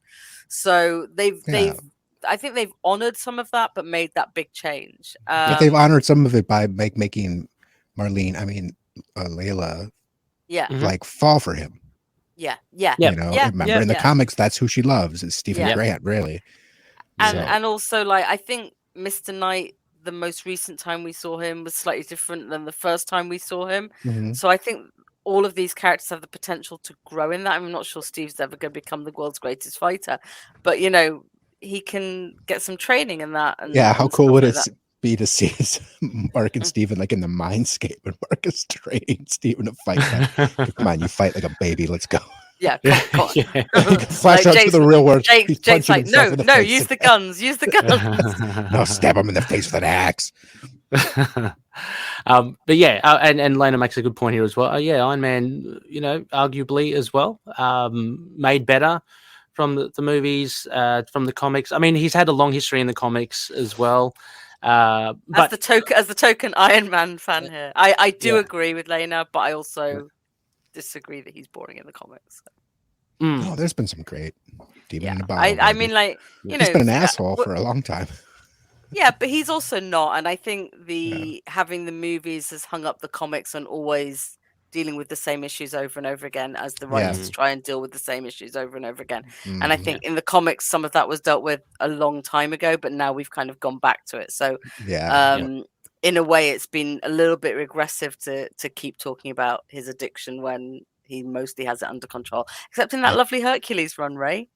Yeah. Oh yes, I love it. Ray knows exactly what I'm talking about. The moment I screamed in a Hercules run. But yeah, no, I do agree that the MCU Tony, but he's also led to everyone just jokingly going, "Oh, Tony's an asshole." It's like it's not entirely the story in the comics, but Yeah. Even sort of recently, I don't mean real recently, but 15, 20 years, he hasn't always been that. Even post MCU. Yeah. Post MCU. I just like the fact that it was like Iron Man was a bet that Stanley had. and also, like, I mean, look, RDJ is incredible in the role, and obviously his personality and his life experiences added a lot to it. So it's not a complaint, but like I just I get twitchy when we talk Iron Man, so it's probably it's relevant. I think Cap is the one where the films did it better. Oh yeah, for sure. Oh, okay, yeah. More true. I agree. I would say he was a little bit more boring in the comics and a bit more stick in the mud. Yeah, and the movies made me like the movies found a way to make him relatable and old timey. So and charming and stuff like that. Yeah. I guess before we round it out, Rebecca, any comments there from the Looney listeners you want to? Yeah, I'm going the Instagram. So Alprine said, I have mixed emotions about this one. I'm a huge fan of Lemire's run. I was freaking out over the last 10 minutes, but I'm still really holding out for some flashbacks in the desert and Jake. They alluded to both in the episode, but I can't believe we didn't get to see either. It's a great episode. The whole series has been great. I just wish it was longer than 6 episodes because there's so much to cover. Oh, there is so much to cover. There is. And I think I responded to that as well. Again, it's very subjective, but I think there was enough alluding to the origin without having to see it, frame for frame. But it would be great to see, of course. Who knows? I don't think he's talking about the origin. I think he's talking about. or is he talking about the origin? Yeah, I thought, about the. Yeah, no, maybe he is. I thought we were just talking about like when to go back to the scenes where we didn't see Jake and see those fights from his perspective. But I think you're right. You're talking about the desert and the origin. Do you guys care to actually even see the origin played out on film? No, I don't mind if we don't. Given that I don't think that they can show certain aspects of it. Yeah. I think we're kind of good. Like maybe seeing the aftermath of it and all the bloody bodies and Mark being killed. So we can see the resurrection. I don't know if I need to see people being executed. No, I think the fact that they have had that a little bit on the MCU before, like in Iron Man movies. Yeah. I mean, I don't think it's impossible. I just don't know if I need to see it. I would like. I heard somewhere they said they're not doing an origin thing really anymore. Oh, that was ages ago. They've got that wrong. They lied. They've got that wrong. Yeah. Oh yeah. They said that, and then they released Shang-Chi was like almost all. Exactly. This was before Doctor Strange. They said that before Doctor Strange. I think it was more that they're not going to do as many linear sort of origins and stuff like that. Maybe, but what do we still want to see? Khonshu. Yeah, I actually, my predictions for next episode is that we are going to see bits of the origin, but I think to get out of wherever Mark is, the Overvoid or whatever, it's really going to have to be, he's going to have to face his own demons, and they will, Stephen, Mark, and I think someone like Jake Lockley will be the key to get out of there. So I think it'll be Mark embracing all of himself, and that's where we'll see as much of his origin as possible. And I think that would really work. Like, I think they've already avoided that by not just having, because the Netflix shows always did that, where you get like 5 episodes in and then the 6th one would just be a flashback, and it got a little tiresome. Yeah. Yeah. I found it a bit So I closer. think, like, in a strange way, their tell don't show is really working. So I hope I am sort of all right in that theory, because I love an introspective bitch. But like, I think we're gonna get the origin of his DID though. Yes, I think we're gonna get. Yeah, I think that's what Khonshu's kind of saying, is that like he'll have to deal with, if he's dealing with like what's going on in his mind, that involves getting to coming to terms with the DID. I mean, like, you know, obviously Mark. And someone had said, like, obviously his parents are going to be in it unless they've cut that scene or something. Yeah. I mean, like, so I'm hoping. I mean, I've said it all along, well, to you guys, that I think we're gonna get this jolt to the origin, like to his childhood, and then it will go back into the psychiatric ward, and then we'll find out what Tarouette's doing with him, and we'll. But what else do I need to see? I'd like to see his. I mean, want to see some explicit comment on his Judaism. yes, they say that's coming too. So. They do say that's coming, which is why we're all thinking origin here. I'd like to see. I want to see that first resurrection, which I believe teasers have kind of suggested will happen. I don't know what I want to happen with the gods, because I only want them shown with the animal forms and stuff if it's really good. So like, I don't want it to be a kind 2 of for like 2 so far.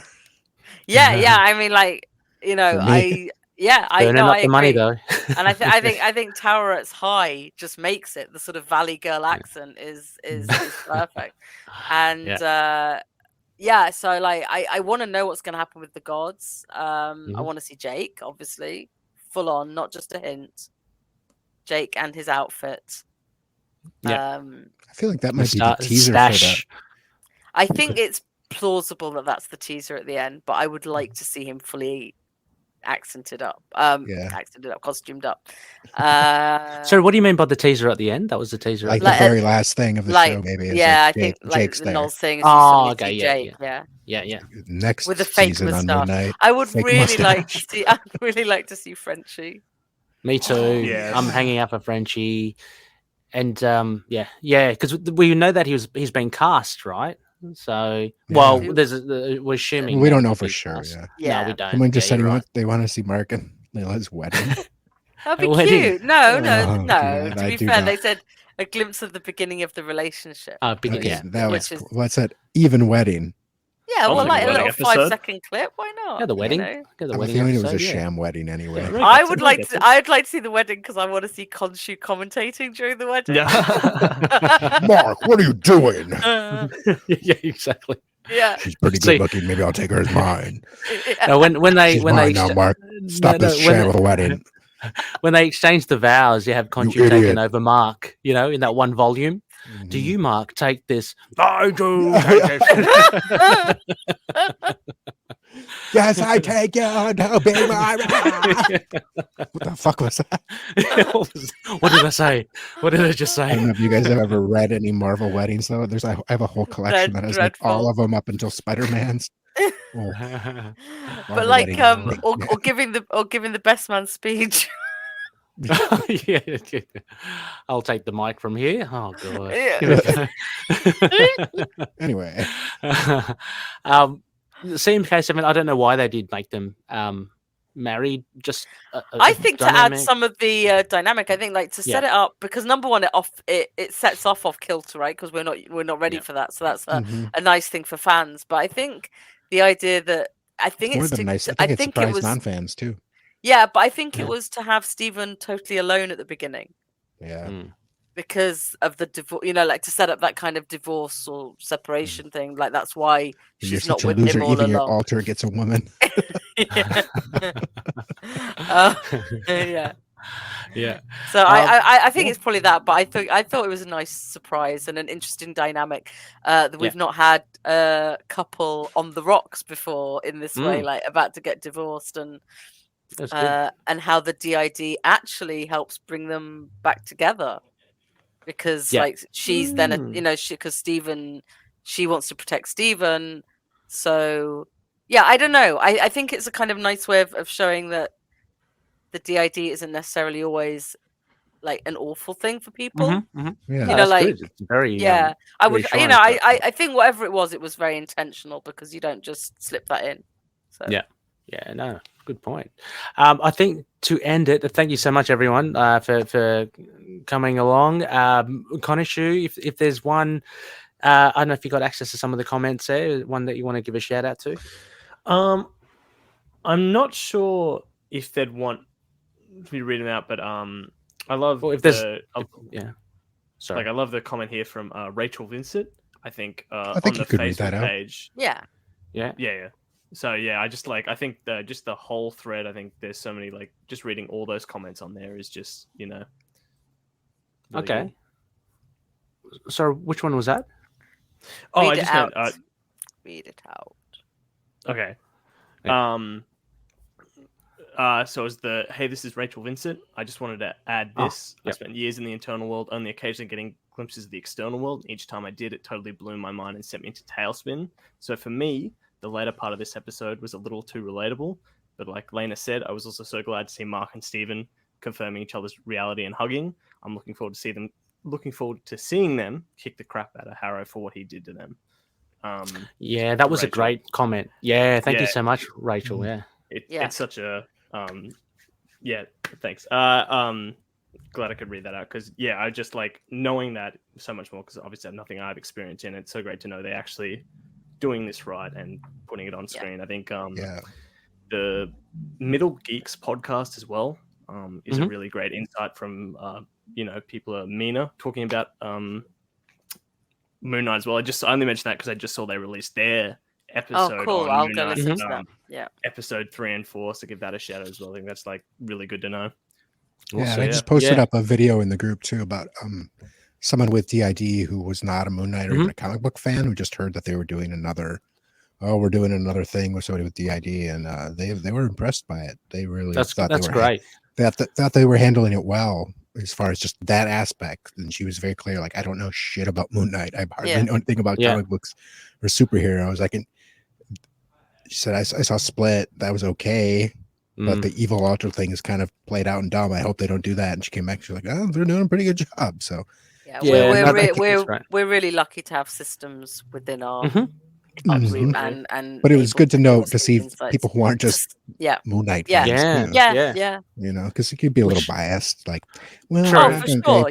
We're already on side is the thing. It's like but like I said, the first time I read Moon Knight was because somebody said he's Jewish. So there's always those hooks that can get you in, and the rest the rest is history.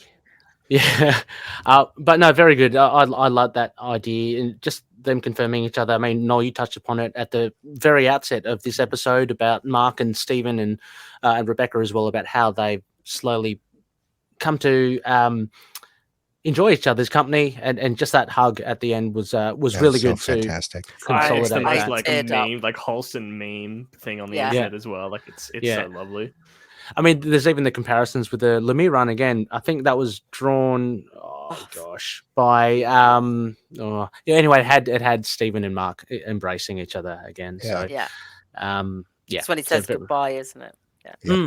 Yeah. And somebody commented that the outfit that Mark's wearing in the psychiatric ward is the same colors as in that scene in the comics. Oh wow! I'm gonna have to have a look. Yeah. Cool, nice. It's really cool. Well, I think that pretty much wraps up our take on the tomb. Thank you so much. Noel, you still with us? I'm here. Yeah. I'm just thinking about that hug again. It's so wonderful. Oh, yeah, the hug. We've got so much to look forward to. 2 more episodes. Can't believe it. I mean, episode 5 by next Wednesday, Rebecca and Noel will be going into it absolutely fresh. That's going to be a fun reaction cast. It's like watching a normal TV show now. Wow. Yeah. I know. But I was really insight from the future. Yeah, true. But I was so glad that episode 4, watching it like last Wednesday, it had still all the same kind of vibes and excitement. So really cool. I felt the same feelings I did the first time as I did the second time. Yeah. Connorshu, a huge thank you for coming back. It's always so glad to be here. So cool. I mean, and if ever you have more time and we can make it work, we'd love to have you back on. Just chatting about stuff. We don't ever have to chat about Moon Knight. We can talk about Transformers. I will say I do love that new comic run. The amount of people I've met online that is their first Moon Knight run. Like, it's been like a massive boon now, and what a run, eh? Yeah. Oh, it's a great run. It's so and a nod to it in this episode, like, with Jake in the sarcophagus. The sarcophagus, complete one that Jed would never have had any like that. That's just pure synchronicity. Yeah. Same case, Seven. Thanks for coming back. Yeah, Connorshu, there have been people asking. I do not lie. There have been people in the group asking about your whereabouts. They think that I've they've been trapped in an Ashabti. Yeah, they think that I've entombed you or something. But a hand down a mummy's throat, and I came back. Rebecca saved Connorshu out the gullet. Honestly, I just unfortunate work times is the most thing. It's hard to be able to come with these, but a lot of that is changing soon. So who knows? You might just be getting sick of me once again. Yay! Okay. Thank you so much, Connorshu, and Rebecca again as always. It's been great to have you on board, and Knol as well. I mean, look, reunion of episodes 1 to 4. Should we watch them again? Right now. I want to do well, after it's all done, maybe it's a retrospective sort of. Love to do like a watch party, like a we'll get so Loonies if you're interested. Try to get a watch party happening because Rebecca, you and I talked about it as well. Like we just been too busy to really organise. But we will definitely try and do it. Once it's all said and done, and maybe we can play, drinking games, how many Stevenisms or something like that. I don't know. We'll see. How many times you seen the Moon Knight suit? You're going to be pretty sober. Exactly. Well, a huge thank you once again. Anyone want to shout out anything, Connorshu? Is anything you want to? No, I shout the Middle Geeks podcast. That's great. Getting a Howard the Duck comic staring me down. I'm a little scared. I'm listening to it at the moment, like not right now, but and Nola, I feel that I should be asking you next. Anything that you'd like to shout out? I can't shout out a beaver. Howard gets it over on this beaver. Trapped in a World, the Howard the Duck podcast. Me and all of our friends, Russell, talk about great Howard the Duck comics and more. And Steve Gerber, more than that, the wonderful weird mind of that dead ass genius. It's a fantastic podcast as well. Go check out Knol and Russell. Always good banter. Fun times had. And a nice little dive into the comic. I've mentioned it before in one of the feedbacks, Knol. It's a very different comic. So it's really hard. It's not hard. It's just different to switch gears into it, but it's really worth it. So it's not your normal. If you're a fan of Moon Knight, you won't necessarily love Howard the Duck. But I've turned Russell into a huge fan of Howard the Duck, so that's pretty great. That's good. Yeah, fantastic. And Rebecca, anything in the pipelines with your? I'm just gonna I do it, and I get to promote things more often. I'm good. Like, just enjoy the next episodes of Moon Knight and give us all your feedback. And thank you all for giving us all the feedback you do. Thanks, everyone. And thanks to those who kept us company while we were podcasting. The sun is just coming up. My gosh, Rebecca is in some ungodly hour. So we'll wrap it up. Thank you so much, everybody. Everything in the show notes, credit wise and outro wise, you know the drill. But as always, may KHONSHU watch over the denizens of the night. Catch you later.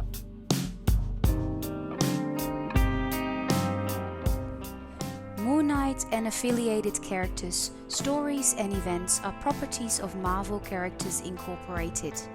Materials used and discussed within the podcast are intended for critique and review purposes only under the fair dealing concept of the current Copyright Act. The views, information, or opinions expressed during the podcast are solely those of the individuals involved and do not necessarily represent those of the copyright owners.